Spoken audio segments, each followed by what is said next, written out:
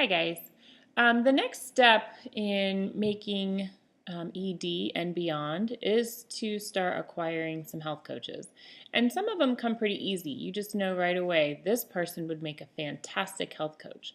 But I think it would be good if you went through your entire list of clients that you have, and even people who are just entrepreneurs, and you would identify and qualify them.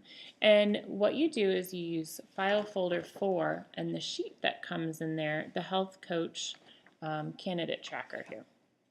So the first thing you would do is maybe go through your actual clients that you have right now. That would be the easiest way to start. So go into file folder 3 and just start going through the list. I've got Jessica here. And the first question in identifying is their why. Over the course of getting to know her and who she is and just chatting with her, I know that she is a person who hasn't been in the military a while now, and so she doesn't have a retirement plan, so she could use this for retirement. They have quite a few children, so I'm sure they could use the security of this. And she works actually in the med clinic. So I think that it would be a fun, purposeful thing for her to be a health coach. It could be a really good fit for her. So I would check off those 3 things that would really work in identifying her as a good candidate. But there are some other things that we want to also make sure fit properly for qualifying somebody. Now, when you're doing a qualifying, 1 is the best and 4 is the worst. And so we're going to identify and qualify based on these things. Are they true to program?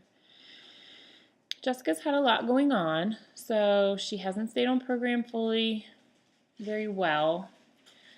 I would say maybe even a 3 on that one. Is she ambitious? And that's in other areas of her life as well. Yes, I believe she's an ambitious person, so even a 1 for that. Is she accountable? I would say a 2. Does she have an attractive personality? Yes, I like her a lot. She's a 1. Is she self-motivated? On the program, she has spurts. She'll be really motivated for a while, but the minute something gets in the way, she's not any longer. So I would say a 3. Is she successful in other areas? Yes, she is a successful military member at the med clinic. And does she refer family and friends? No, she's never referred anyone to me, so that would be a 4. So overall, I would probably qualify her between a 2 and a 3. I'm not going to discount her completely, but I don't see her as a really strong 1. So let me flip to somebody that might be a really strong 1.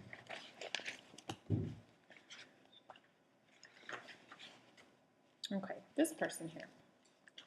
Her name is Christy. You guys probably don't know her, so it doesn't hurt to do this. Okay. Through getting to know her, let's identify and qualify her. Does she need the income? Probably not. They're also military. They live in Germany. Her husband is the primary breadwinner, but they do well over there, especially with getting COLA. Retirement is always something that people are looking for. Purpose. I see that as something that she could really use. I know she stays home. She goes to the gym a lot, but I think she's kind of bored and she doesn't have a whole lot of purpose. She volunteers a lot, so she enjoys that stuff, though. It's not that she doesn't want to do anything. Qualifying. Is she true to program? Absolutely 1. She's awesome. Is she ambitious? Yes, 1. Is she accountable? Yes. We talk every single week. This woman is on point. Does she have an attractive personality? She's a little quiet. I think she's a wonderful person. I don't know how outgoing she is, and I do look for outgoing people. I would say a 2. She does have a very attractive personality, but I'm not sure how outgoing. Is she self-motivated? Yes. Is she successful in other areas? In volunteering? Yeah, and she's also being very successful in this program. I mean, I see how when she puts her mind to something, she'll do it. So yeah, I'd say at least a 2.